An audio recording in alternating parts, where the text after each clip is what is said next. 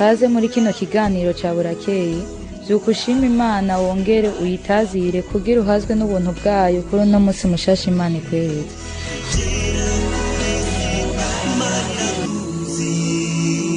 Ndabaramukije mwese muriko murumviriza kino kiganiro ca burakeye. Uno musi twamba tuvugane amajambo ko abubaha Uhoraho abaha umugisha, abantu bubaha Uhoraho abaha umugisha. Reka dusome amajambo ari mu Zaburi 115 ku murongo w'10 tugeze ku murongo wa 18. Dusome iyo mirongo 9. Ivuga gute? Ngo yemwe ab'inzu ya Aroni nimwizigire Uhoraho, niwe mutabazi wabo n'inkinzo yabo. Yemwe abubaha Uhoraho nimwizigire Uhoraho, niwe mutabazi wabo n'inkinzo yabo. Uhoraho aratwibutse, azoduha umugisha, azoha umugisha ab'inzu ya Abisirayeli, azoha umugisha ab'inzu ya Aroni, azoha umugisha abubaha Uhoraho, aboroshe n'abahambaye. Uhoraho abagwize, abuhirire, abagwizanye n'abana banyu. Muhawe umugisha n'Uhoraho yaremye ijuru n'isi. Amajuru n'amajuru y'Uhoraho ari kw'isi yayihaye abana b'abantu. Abapfuye ntibahimbara Uhoraho, canke abamanuka baja ahantu h'agacerere. Ariko tweho tuzohora dushemagiza Uhoraho uhereye none ugashitsa ibihe vyose. Amen. Imana nishimwe cyane. Turumvise ko abubaha Uhoraho Imana ibaha umugisha, ego ibasezerana umugisha. Abizigira Uhoraho Imana ibaha umugisha. Byerekana ko hari abantu bizigira, bafise ivyo bizigira. Hari abizigira abantu, hari bizigira abahambaye, hari bizigira abakomeye. Ariko nagomba nakubwira abo bose naho bizigira barapfa. Abo bose naho bizigira ntaco bazokumarira. Mbere ngo abapfuye ntibahimbara Uhoraho. Abapfuye mbere, aha naho tugomba kuvuga abapfuye ko abantu baba barapfuye. Hariho n'abantu bagenda muga barapfuye, abo ntibahimbara Imana. Bagenda barishwe n'ivyaha vyarabishe, abo nabo ntibahimbara Imana. Imana ntibayinezereza. Ariko twumvise ko ngo yemwe ab'inzu ya Aroni mwizigire Uhoraho, ngo niwe mutabazi wabo n'inkinzo. Mwibuke ko Aroni yari mwene wabo na Mose, kandi ko Aroni yari umuherezi mukuru. Kandi Aroni kuba yari umuherezi mukuru, n'abana biwe bose bari umuryango w'abaherezi. Imana nishimwe cyane, bari umuryango w'abaherezi. Noneho ngo yemwe ab'inzu ya Aroni nimwizigire Uhoraho. Batezwe kwizigira Uhoraho kuko nta bindi bintu. Abandi naho baronka amatongo, abandi naho bagaburana amatongo, mugabo bobo Abalewi n'abaki, abo bose nta matongo bagira. Bizigira Uhoraho, bari barindiye ko Uhoraho ari wagira icabaha. Uhoraho niwe yabagaburira, Uhoraho niwe yabambika, Uhoraho niwe yarababeshejeho. Imana nishimwe cyane. Nta kindi kintu bizigira iyo Mana. Imana nishimwe cyane. Ngo yemwe abubaha Uhoraho nimwizigire Uhoraho, niwe mutabazi wabo n'inkinzo yabo. Niwe mutabazi wacu. Twebwe abubaha Uhoraho, twebwe twizeye Yesu Kristo mu mwami n'umukiza wacu, dukwiye kwizigira Uhoraho. Nitwizigire ubwenge bwacu, nitwizigire ivyo dutunze, mugabo twizigire Uhoraho. Ko Uhoraho ari washobora vyose, ko Uhoraho ari watananirwa, kandi niwe nkinzo yacu, niwe atwanirira, niwe twihishamo. Muri iyo mvino bavuze ngo Yesu niwe nihishamo, ngo ambereye ubuhungiro, ngo nta mwansi n'umwe yonkanga, ambereye ubuhungiro. Ngo nibuye ry'igitare rikomeye, ngo ambereye ubuhungiro. Imana nishimwe cyane.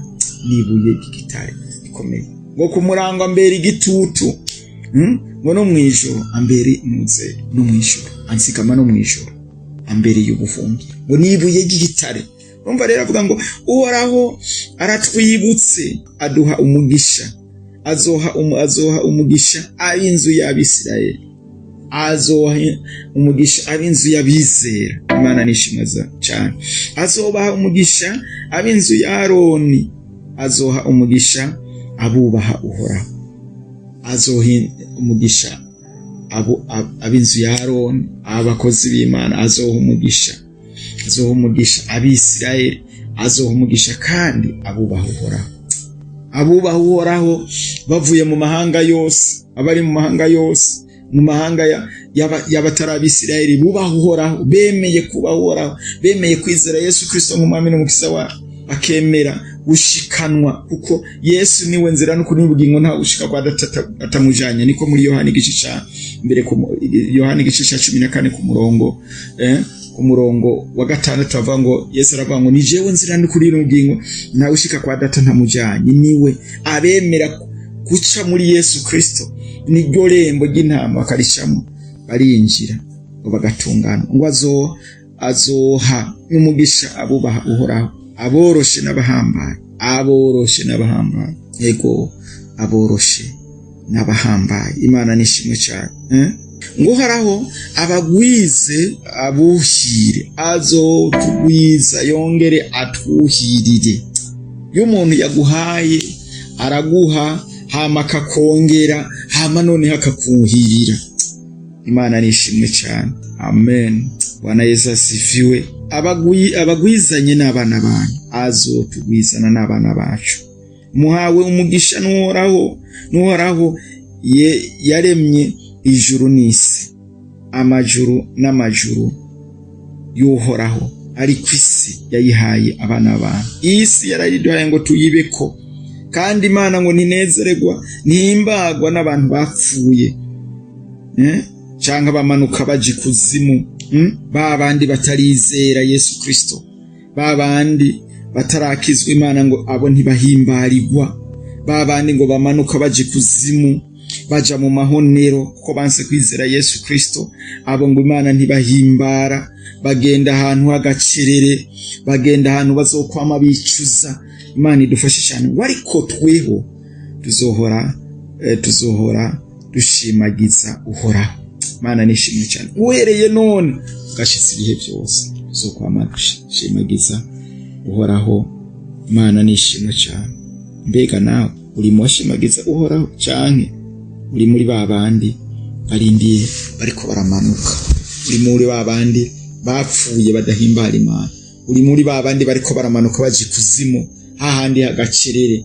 Ariko ngo tweho, twe abize Yesu Kristo, twizigiye iyo Mana yacu, twayihaye imitima yacu ngo bari tuganza, twebwe turi ubwami bwayo, twebwe turi abana bayo. Umunsi umwe inzambi zovuga ase kudutora, hama tugende tumusanganire mu bicu, aho tuzokwama tunezerwa. Nagomba ndakugira inama uno munsi, muhitemo Yesu kandi bigishoboka, uko azogera ikindi gihe tazoba bigishoboka, izogeraho ikindi gihe tazoba bigishoboka. Ari abarondera ngo inyuma y'urupfu bazobafasha kugira ngo bave hariya muri kiriya kibanza baje mu kindi kibanza.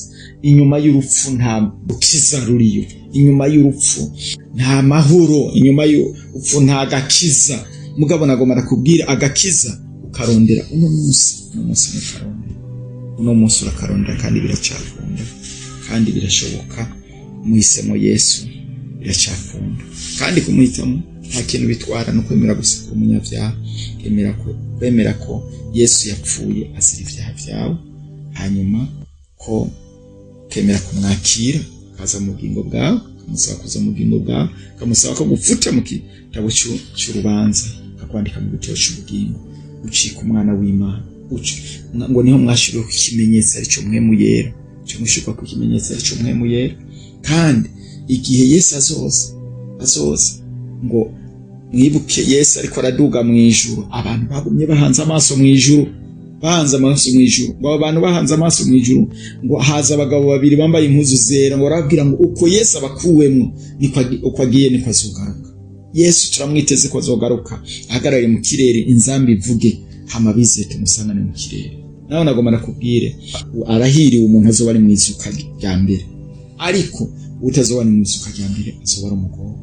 Mwese mwariko mwumva kino kiganiro, Imana ibahezekere. Imana data wa twese twagiye mu ijuru, yezegera no majambo yamugisha, kugira ngo umuntu wese ariko arayumva amufashe kumva ko akwiye kumenya ko atayindi Mana akwiye kwizigira. Izindi mana z'ibiheko, izindi mana z'amacupa za gutsita zibiki zose, izo zose ntacyo zizotumarira, izo zose ntacyo. Ariko hari Imana ishobora byose, hari Imana yaturemye, iyo mana niyo ikwiye kubizigira. Turagushimira ingene waturemye, turagushimira ingene twihanganira mana yacu gira neza. Abantu bariko barumva no majambo shishikare gukora ku mitima yabo kugira ngo nabo bakumenye baguhindukirire kamenye kuri Imana. Urakoze byose uvyumvise bikora bishinzwe kuri Imana, ni mu izina ry'umucunguzi wacu Yesu Kristo dusenze, amen.